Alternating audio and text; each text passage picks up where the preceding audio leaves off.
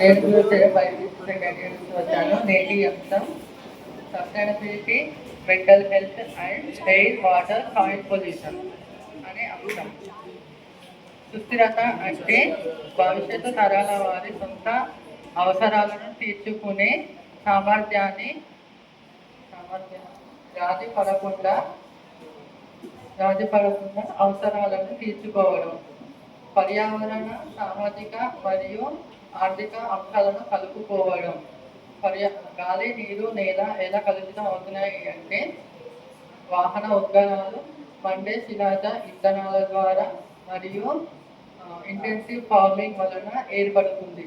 వీటి వలన మానవ మానసిక స్థితిగతులను మారుతాయి. వాతావరణ మార్పు అనేది కఠినమైన వాస్తవం. పెరుగుతున్న ఉష్ణోగ్రతలు, కరువు, మంచు శిఖరాలను మరియు తీవ్రమైన వాతావరణ సంఘటనలతో గడుపుతూ ఉన్నాము.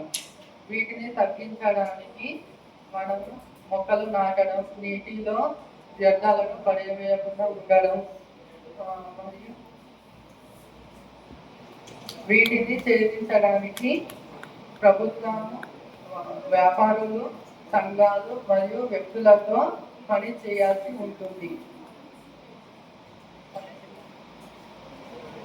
ధన్యవాదాలు.